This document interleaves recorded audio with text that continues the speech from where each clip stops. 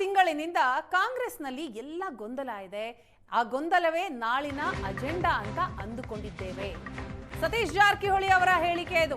ಬೆಂಗಳೂರಿನಲ್ಲಿ ಮಾತನಾಡಿದಂತಹ ಸತೀಶ್ ಜಾರಕಿಹೊಳಿ, ನಾಳೆ key open ಆಗಬೇಕು, ಮುಂದಿನ ವಿಷಯ ಗೊತ್ತಾಗುತ್ತೆ.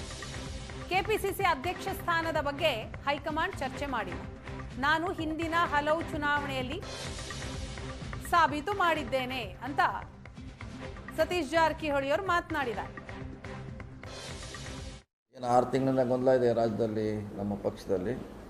ಅದು ಇತ್ಯರ್ಥ ಮಾಡಲಿಕ್ಕೆ ಕರೆದಾರಂತ ನಮ್ಮ ಅನಿಸಿಕೆ. ಅದೆಲ್ಲ ಮತ್ತು ಈಗೇನು ಸಮಸ್ಯೆ ನಡೀತಾ ಇದೆ 6 ತಿಂಗಳಿಂದ ಅದನ್ನು ಇತ್ಯರ್ಥ ಮಾಡಿದ್ರೆ ಪ್ರಮುಖ ಅಜೆಂಡಾ. ಈಗ EVM ಓಪನ್ ಆಗಬೇಕಲ್ಲ, ಅದು ಕೀ ಹಾಕಿ ಓಪನ್ ಆದಾಗ ಗೊತ್ತಾಗೋದು ಯಾರಿಗೆ ಎಷ್ಟು ಬಿದ್ದು ಏನಾಗ್ತದೆ ಲೆಕ್ಕಗೆ. ಅದು ಇನ್ನೂ ಓಪನ್ ಆಗಿಲ್ಲ. ಅದು ಸಬ್ಜೆಕ್ಟ್ ಯಾವುದು ಏನಂತ ಹೆಂಗೆ ಗೊತ್ತಾಗೋದು ನಮಗೆ. ಹೇಳಿದ 2ನೇ ಸ್ಟೆಪ್ಪು, 3ನೇ ಹೇಳಿದ ಚಾಪ್ಟರ್ 1, 2, 3 ಅದು. ಮೊದಲನೇ ಚಾಪ್ಟರ್ದಾಗ ಏನಿದೆ, ಯಾವ ಅಜೆಂಡಾ ಇದೆ ಗೊತ್ತಿರಲಿಲ್ಲ. ಅಜೆಂಡಾ ಮೇಲೆ ಮುಂದೆ ಹೇಳುವಂಥ ನಿರ್ಧಾರಗಳ ಅಡಗಿದೆ. ಫಸ್ಟು ಏನಿದೆ ಅವರು ಅದ್ರ ಮ್ಯಾಗೆ ಮುಂದೆ ಅದೇನು ಓಪನ್ ಆಗುತ್ತದೆ ಗೊತ್ತಿಲ್ಲ ನಮಗೆ. ಏನು ಸತೀಶ್ ಜಾರಕಿಹೊಳಿ ಅವರ ಹೇಳಿಕೆ ಇದು. ಬೆಂಗಳೂರಿನಲ್ಲಿ ಮಾತನಾಡಿದಂತಹ ಸತೀಶ್ ಜಾರಕಿಹೊಳಿ, ನಾಳೆ ಕೀ ಓಪನ್ ಆಗಬೇಕು, ಮುಂದಿನ ವಿಷಯ ಗೊತ್ತಾಗುತ್ತೆ. ಕೆಪಿಸಿಸಿ ಅಧ್ಯಕ್ಷ ಸ್ಥಾನದ ಬಗ್ಗೆ ಹೈಕಮಾಂಡ್ ಚರ್ಚೆ ಮಾಡಿಲ್ಲ.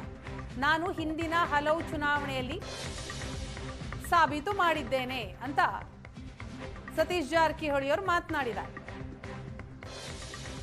6 ತಿಂಗಳಿಂದ ಗೊಂದಲ ಇದೆ ರಾಜ್ಯದಲ್ಲಿ, ನಮ್ಮ ಪಕ್ಷದಲ್ಲಿ. ಅದು ಇತ್ಯರ್ಥ ಮಾಡಲಿಕ್ಕೆ ಕರೆದಾರಂತ ನಮ್ಮ ಅನಿಸಿಕೆ.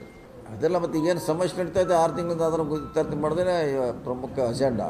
ಈಗ EVM ಓಪನ್ ಆಗಬೇಕಲ್ಲ, ಅದು ಕೀ ಹಾಕಿ ಓಪನ್ ಆದಾಗ ಗೊತ್ತಾಗೋದು ಯಾರಿಗೆ ಎಷ್ಟು ಬಿದ್ದು ಏನಾಗ್ತದೆ ಲೆಕ್ಕಗೆ. ಅದು ಇನ್ನೂ ಓಪನ್ ಆಗಿಲ್ಲ. ಅದು ಸಬ್ಜೆಕ್ಟ್ ಯಾವುದು ಏನಂತ ಹೆಂಗೆ ಗೊತ್ತಾಗೋದು ನಮಗೆ.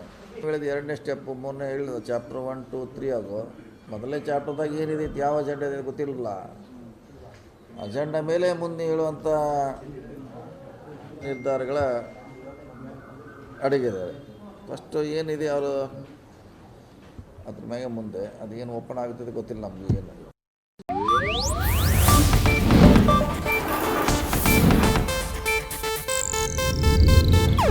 ಇದು ಏಷ್ಯಾನೆಟ್ ನ್ಯೂಸ್ ನೆಟ್ವರ್ಕ್ ಪ್ರಸ್ತುತಿ.